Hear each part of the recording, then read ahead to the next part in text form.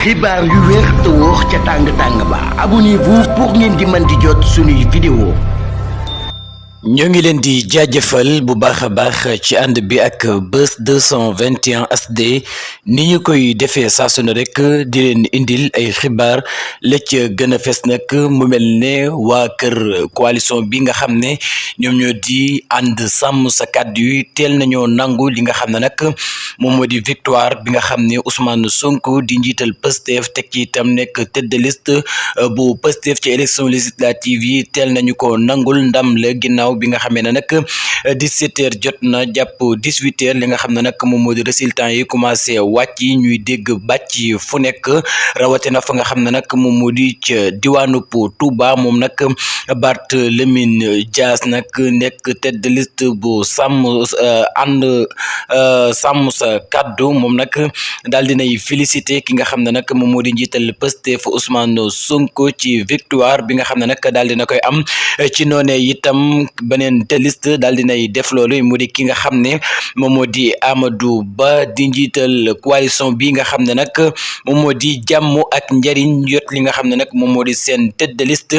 ci noonee nag leader yi nga xam ne nag bokk nañ ci coalition bi di ànd sàmm sa kàddu bokk na ci ki nga xam ne nag moom moo di Anta Babacar Ngom daal dinay génn remercier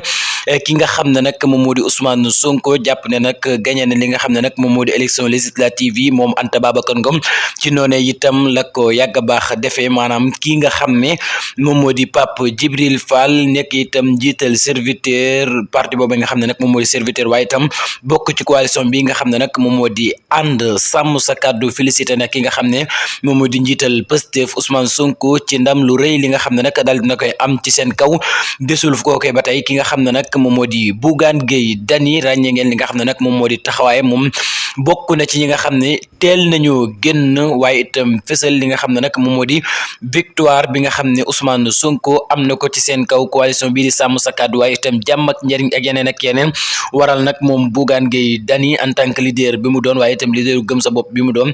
génn daal di félicité ki nga xam ne moom moo di Ousmane Sonko ci noonu itam la ko ki nga xam ne nag moom moo di Thierno Bocoum defee félicité na ki nga xam ne moom moo di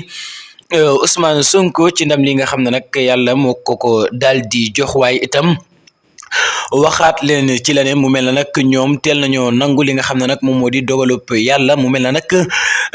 xel dal na jamono ji ci ki nga xam ne nag moom moo di Ousmane Sonko waaye itam ñëpp doon jàpp ne bu résultat yi génnee ñi nga xam ne nag ñoom ñoo di opposition bi danañu am li nga xam ne nag moom moo di beneen réaction di bañ li nga xam ne nag moom moo di résultat yi nga xam ne nag Ousmane Sonko mi ngi koy daal di am kon nag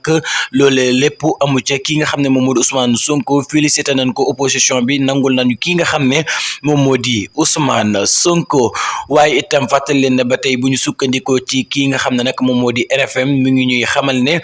Pastef bu fekkee résultat li nga xam ne nag moom moo di provisoire yi génn selon les informations kii nga xam ne nag ñi nga xam ne ñoom ñoo di RFM ñi ngi wax ne Pastef dana am foofee ci pencum ndawi réew ma 119 députés waaye itam takku wàllu am li nga xam ne nag moom moo di 15 députés foofee ci pencum ndawi réew ma coalition bii di sàmm sa kàddu am li nga xam ne nag moom moo di 8 député foofee ca pencum ndawi réew ma jàmm ak njariñ am li nga xam ne nag moom moo di 5 député ak 5 député foofee ca pencum ndawi réew ma kon nag